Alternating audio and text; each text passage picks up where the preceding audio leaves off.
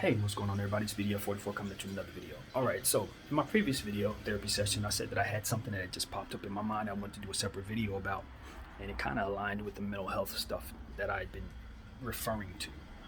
So, Baltimore, Maryland, a few days ago, a gentleman went on live and confessed to shooting his ex-girlfriend and then proceeded to tell us that he was going to kill his ex-wife.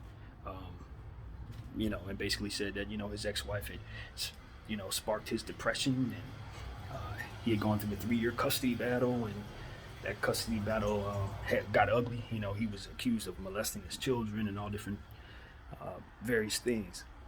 And I guess the situation had happened where all of this was in his life, and then he had found his new girlfriend, and they had got into a fight.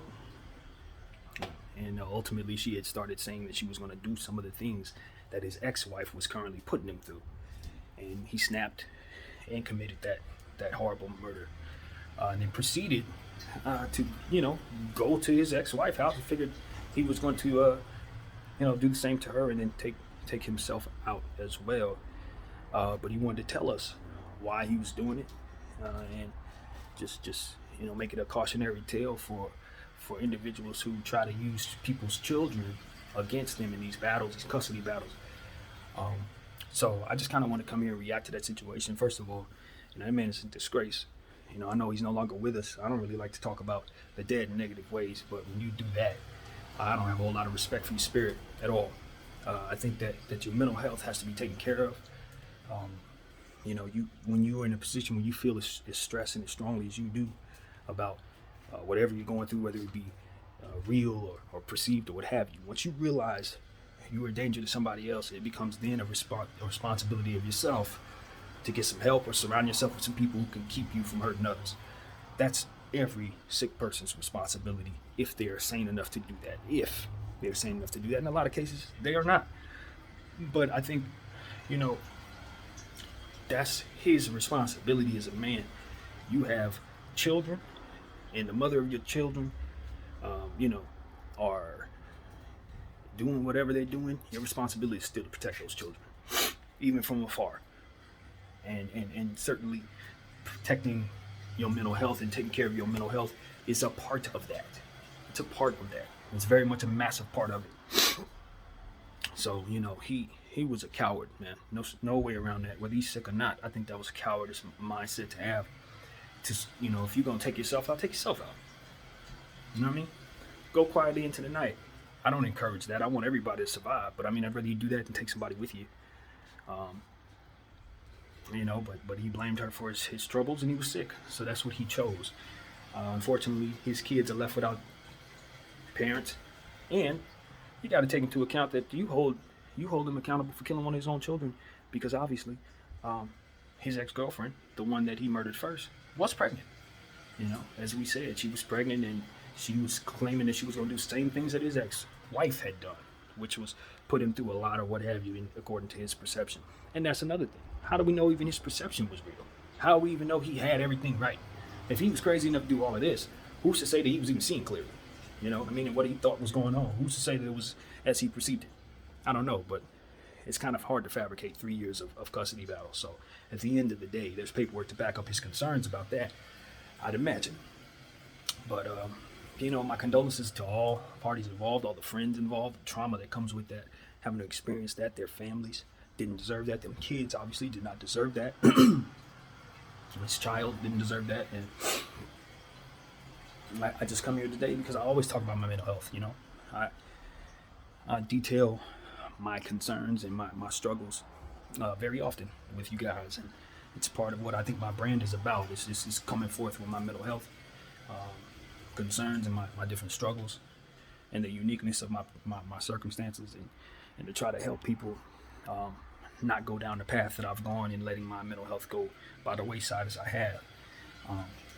I'm fortunate because I was created as a person who has an ability to see himself clearly, have self-awareness, even though I have my struggles.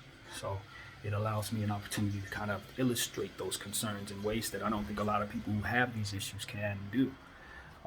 It's a gift, and I'll take it as such, but at the end of the day, it's just one of those situations where I'm fortunate enough to not have any kids. I'm fortunate enough to not be in a toxic situation. I'm fortunate enough to have created an environment for myself where it's not a whole lot of that to really feed off of, because I know that with my stress indicators, I too am not built for certain types of stress. Now that doesn't mean I want to go nuts like that dude did, but the point about mental health is you don't want to see where you can go when it gets that bad.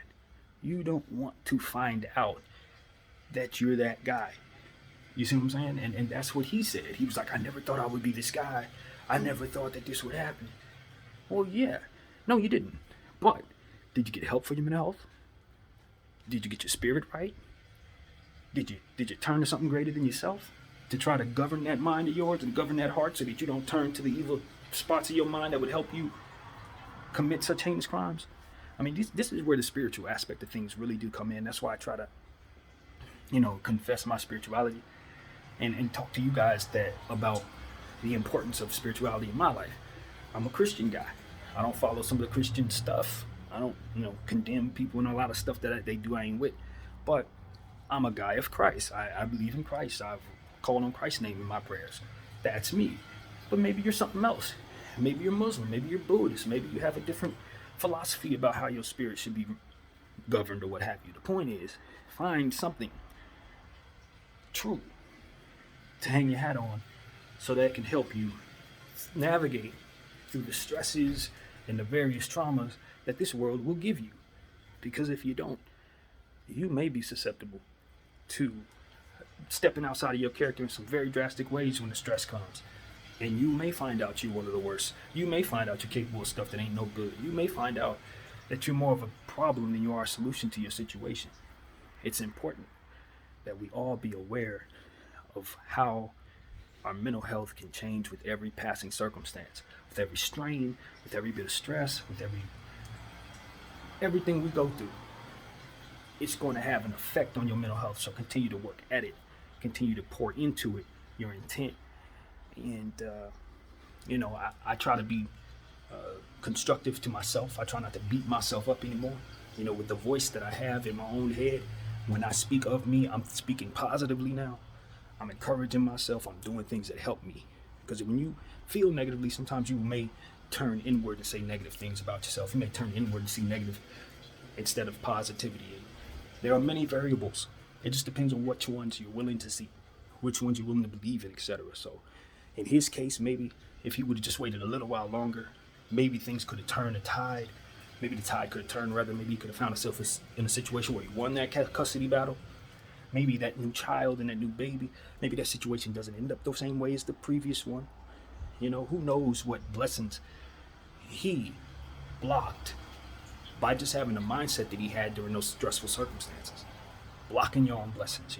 I'm guilty of blocking my blessings. Even with certain job opportunities becoming my anxiety, the very job opportunity that was just offered to me, I'm prone to let that opportunity go by the wayside because of my mental health. It needs to be addressed. You see what I'm saying? So I've been very, very fortunate to have been raised by a mom who was loving, gave me a lot of good energy, even though she's been gone for many years now, since 16. I was raised in a household where I was told to get anger out. When I went through the traumatic experiences of my life, my mother had instances where she would put a pillow up to her chest and tell me to punch it until I got it out of my system. Things like that she knew how to do to help me kind of set the tone for at least seeking positive ways of getting out the frustration or the anxiety or what have you. To at least know that there is a way to do so. You know what I mean? And I thank her for that. And I encourage you guys to do that too. Get it out, man. Whatever it is, get it out. Even if it ain't for the world, like what I'm doing, get it out. Because at the end of the day, once it's out, it can't fester. It can't fester in your stomach as ulcers and things like that. It can't affect how you move and the various things that you do with your money and being emotional in that way. It'll help with how you approach different people in your life and your family.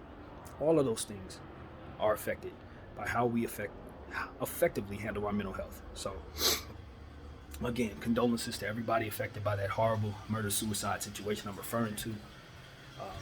I did want to take my voice and just approach it in such a way, because I know those who follow me probably want to know what I think of various mental health situations, since I've, very much document what I got here. And though I have never been diagnosed with anything, because I never actually got real help, I've always struggled with things, and I could just kind of tell you exactly what they are. So that's what I do. But at the same time, I leave myself no excuses. Even as a person with these mental health concerns and anxieties, I'm not in a position to where I feel like I have a right to do anything to nobody else. I don't feel that because I have mental health issues that people are supposed to hand me peace, or you know what I mean, or give me things that are gonna help my life. No, we're all alone. All of us are alone. Even when we have people with us, we still born alone, leave alone, and we must take care of home. You must take care of your peace, as I like to say. You must take care of your stem. Because everything stems from your brain. Everything, your activity, your physical behavior, all of it first starts with the intent, and then from there you get whatever you can from yourself. So that intent, that first spark, needs to be a positive one. Needs to be one of health. Needs to be one of production. So that's what I'm about, man. I try to provide that to you guys in this form. And as I suffer my anxiety, I'm telling you, I feel anxiety in my stomach right now. It's in my nostrils. It's in my stomach. You know what I'm saying? I feel it behind my eyes. I kid you not. It's a physical feeling, this anxiety. And it's attached to stress. And, I can tell you something else. I've had other issues, physical issues that I think are stemmed from stress.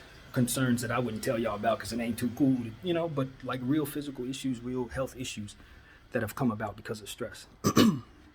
that have, as much as today, like I'm talking about like now, these things. So just understand that you're not alone. You're not alone.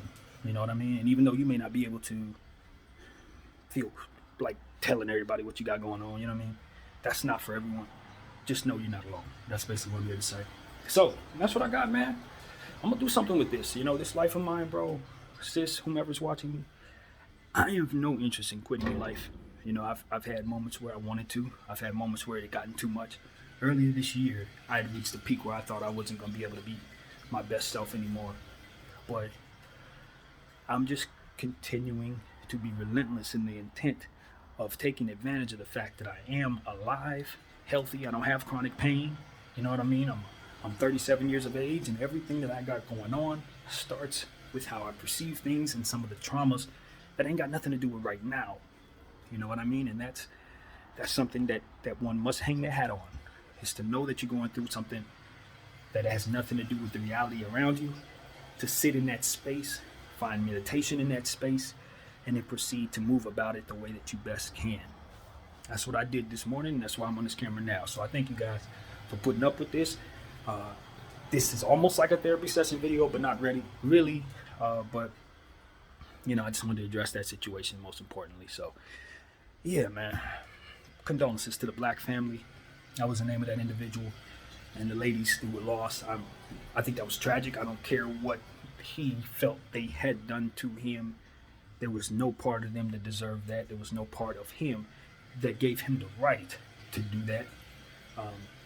However he perceived it, he's disgraced. And I'll tell you something else. Something else that sat with me. This ain't got nothing to do with nothing, but it is something that I want to document since it's in my head. As a spiritual person, I heard something online. I was watching somebody who was just randomly talking. Don't remember who it was, but he said something that stuck with me again. He said, "Stop burying demons in our holy places." Stop burying demons in our holy places. And what did that mean to me? That means, and that goes together, because I think of that dude who did that as a demon.